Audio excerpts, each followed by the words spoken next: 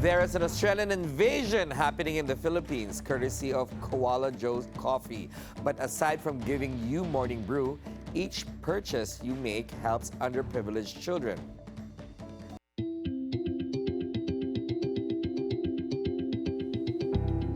Let's find out more about Koala Joe's beverages and desserts and how these got a Filipino twist. We'll be speaking with Richard Everingham. He is the co-founder and general manager.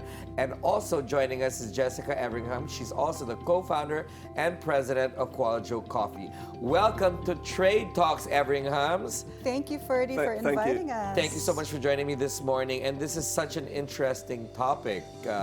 Coffee with a cause. That's what I should call it, right? That's right. So how did you both start doing F&B? Jessica. Oh my gosh, interesting question. We do not have any experience whatsoever. You do not? Oh my goodness. But what we have in common is that we both love coffee. Okay. So one time I had this epiphany or a divine idea to start a coffee business. And I told my husband about it because I was buying coffee one time and it was so affordable and so convenient. And there was a line and I said, babe, which I call him, I said, why don't we put up our own coffee business? Right? And so we started our research. And how did you feel about that, Richard? You don't have a F&B background. You're in what industry? Architecture. Okay, that is a paradigm shift. So very different, obviously. But we did research, Yes. and we found that the Philippines is the biggest consumption of coffee in Southeast Asia. Right. You are kidding. I did not Yes. know that data. So the market is worth over 425 billion pesos. Yes. Yeah. So That is considerable. yeah, it's huge. Yes. So we thought, why not join the bandwagon. bandwagon? Right, and Because of the cash great in the opportunity. 400 plus billion pesos. Right. But I love the play of the brand. It's called Koala Joe's. It's both premium and playful at the same time. Who thought of the name? Jessica? Well, because of the concept being Australian and Filipino, we thought that we have to come up with a very unique brand name. And so, of course, the iconic koala bear, which is a cute and fuzzy, gives you some positive vibe. It's so cute, right? And so playful. So we were thinking of different names. For 2 months, we were coming up with names and everything was taken. Koala Cafe, Cafe Koala, Cafe on Wheels. Yeah, we knew that we wanted the word koala in the Right. company business. So we're coming back from church, and As one a of our family. sons, Alex, thought up the name. He said, Dad and Mom, I have a great name for the business.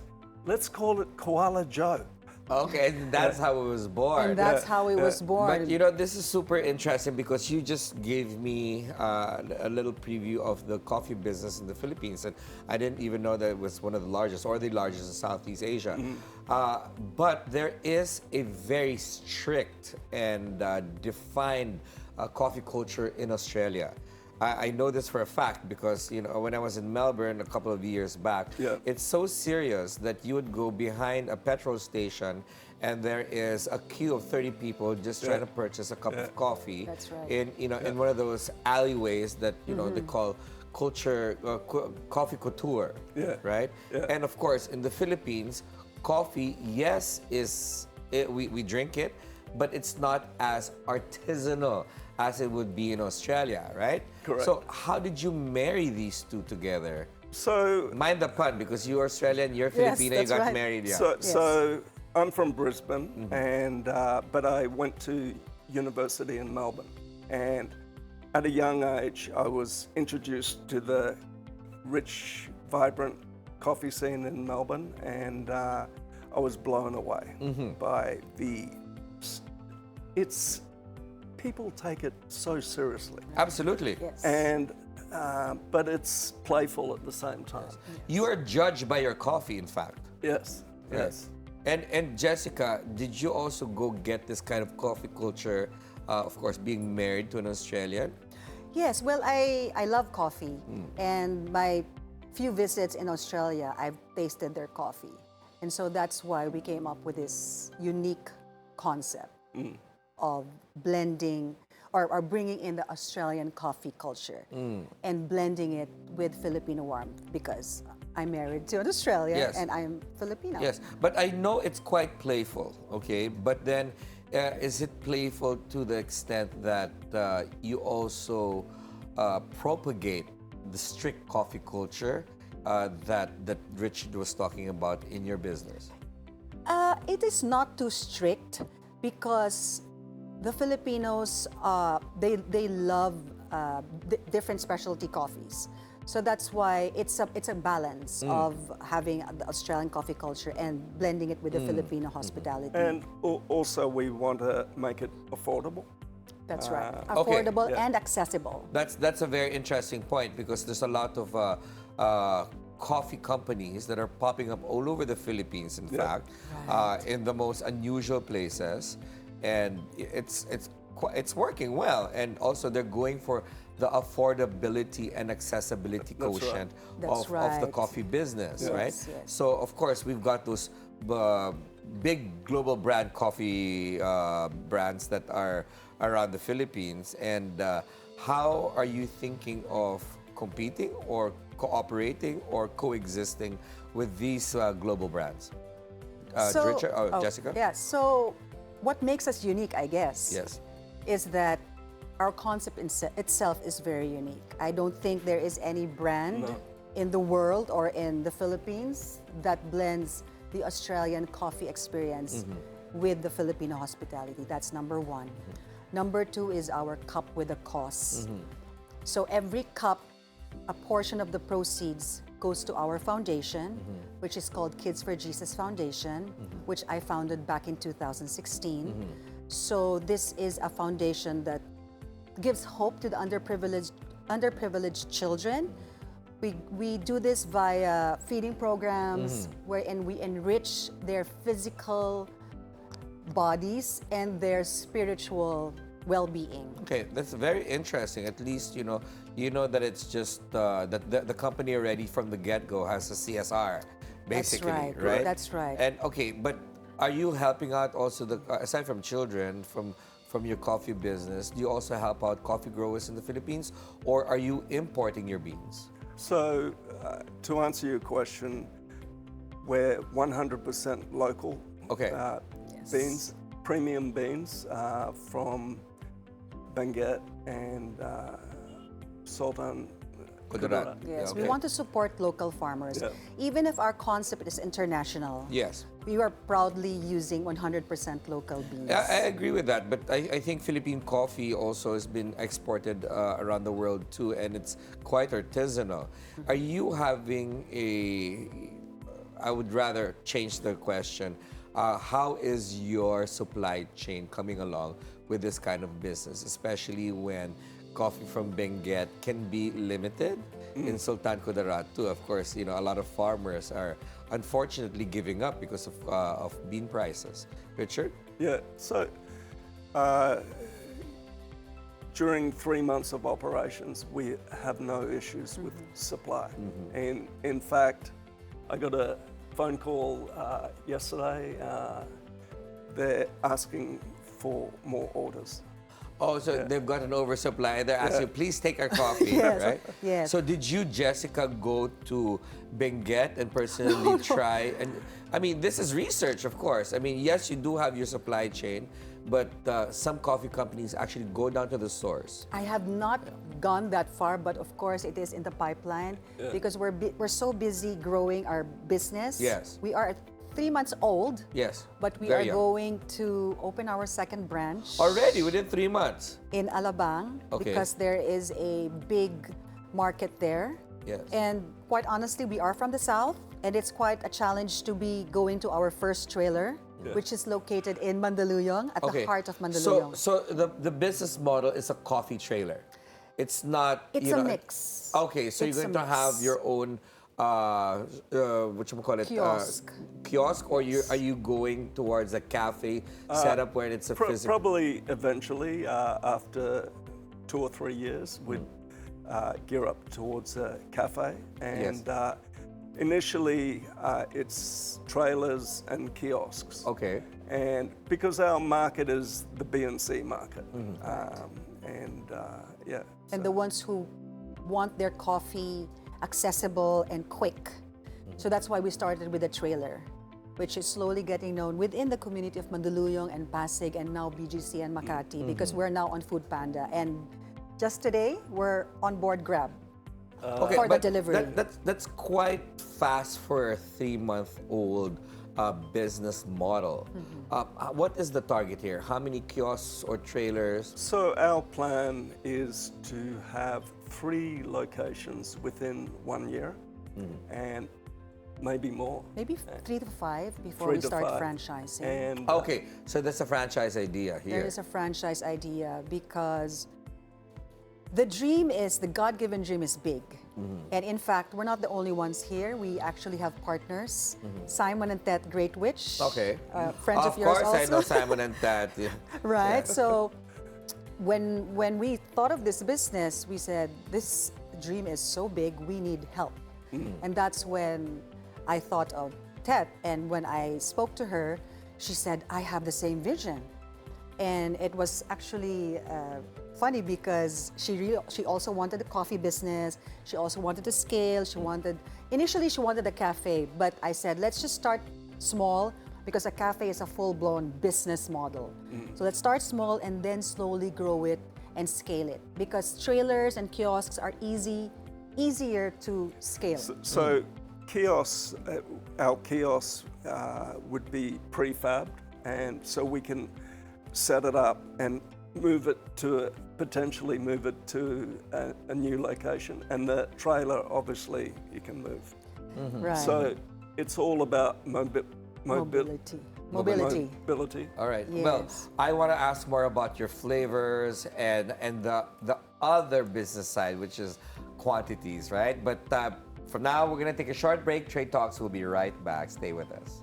Welcome back to Trade Talks. We continue our conversation with Richard and Jessica Everingham of Koala Joe Coffee. So, before the break, I wanted to ask you about, of course, the flavors, how you're formulating these, because coffee can be, right now, unfortunately, a luxury item more than accessible beverages, okay? Because you need to compete in the market. So, who is formulating? What flavors do you have?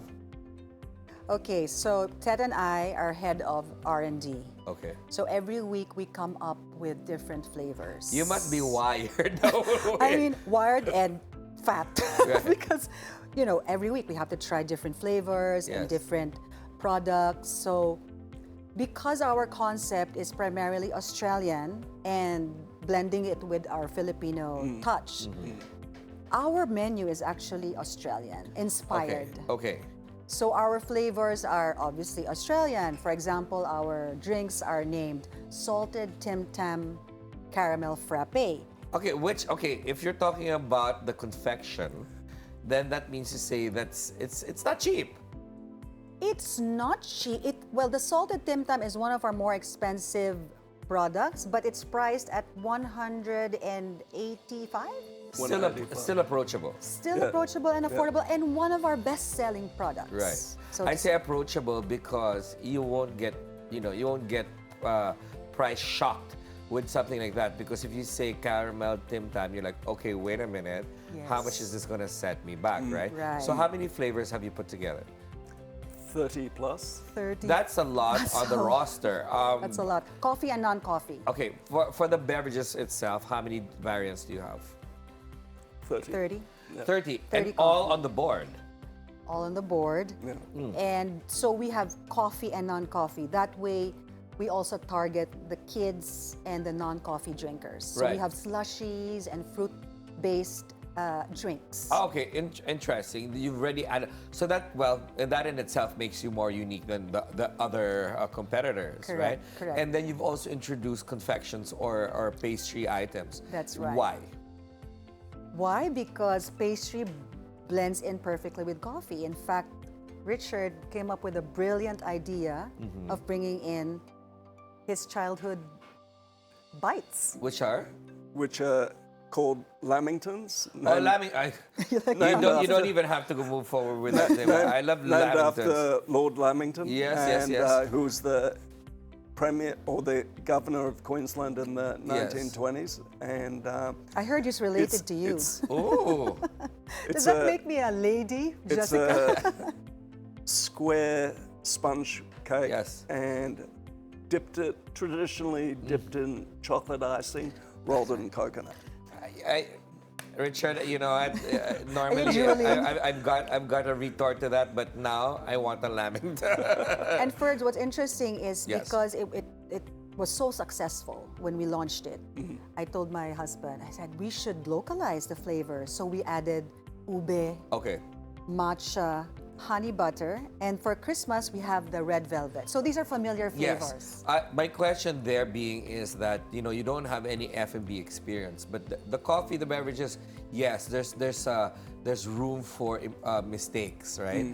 But then when you come to the food items, especially the pastries, that's a different formula altogether. That's right. How That's are you managing the of course, because you've got a kiosk, the deliveries to that, and you know, of course, the expirations, and how to make sure that you only produce a certain amount so you don't have any wastage. Richard? Yeah, great point, Ferdy. So we're very hands-on in the business, and we transport the food items ourselves, and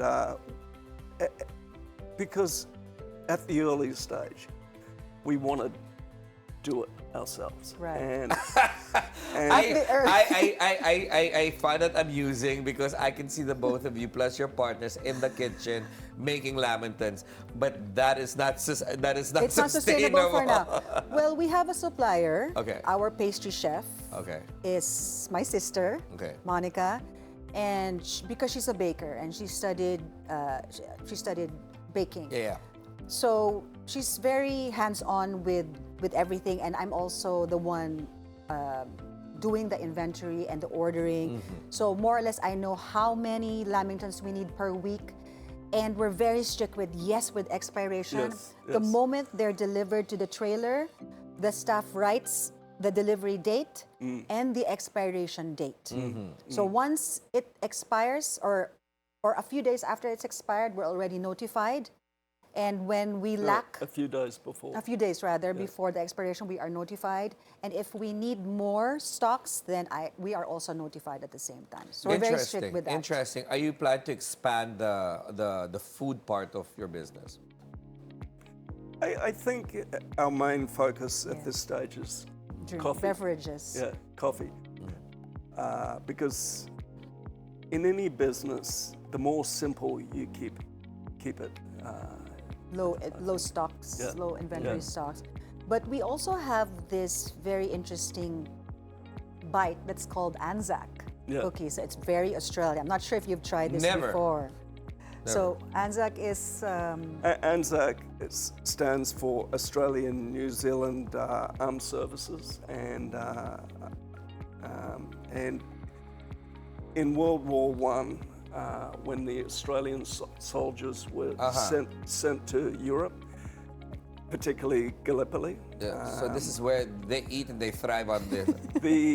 The wives of the soldiers used to bake the cookies and send them in tins. And they hold. Yeah. Yes. I think I should put that on my go bag. They hold for a few weeks, like I think 1 or 2 weeks, stored in the refrigerator. Yes, and yes. so these are biscuits, Right. not cookies. They're crisp, made of coconut and oats. Okay. What about Okay, you're talking about partners, you're talking about the Great Witches and the Everinghams working together. Some people say don't work or don't start a business with your friends if you want to keep them friends. And of course, as husband and wife, that's even more of a different dynamic. You guys have mixed into your pastry of a business. What's your balance? So our balance is respecting the other, my wife and the other partners, and knowing their strengths, and don't overplay your hand. So Jessica's strength is marketing, PR, advertising, sales.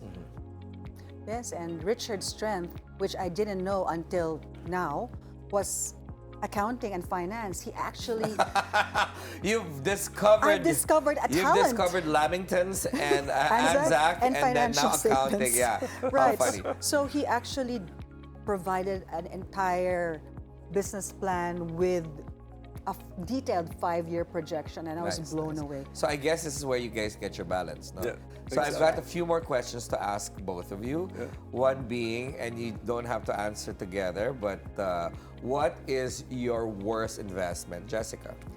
My worst investment? You mean in this business? In life? In life? Oh, my worst investment was when I blindly invested in a product because I thought it would fly. And the brand was named after one of our, I can't mention it though, but the brand was named after a famous Filipino, and I thought it would fly because of the name. Okay, and it flopped. It flopped. Richard? So I've been in the Philippines since mid-90s, and in late 90s I invested in this condo in Ortigas, which never came out of the ground. Oh my goodness. Your best investment, Jessica? My best investment, I think Koala Joe. Koala Joe, Richard? My wife. You bought her. For a What price. is your favorite mistake, Jessica? My favorite mistake. My favorite mistake. I have none. None. Okay, interesting. Because all the mistakes I learned from. Okay, nice. Richard? You can say your wife again. None. None. Yeah. Oh, you guys, come on. I'm sure you have a mistake. Yeah, but thank you so much for chatting with us this morning and sharing us what the evolution of Koala Joe has become in the past 3 months. Thank you so much for having us. Thank you Ferdy. so much. Thank you very much. Thank you so God much. bless.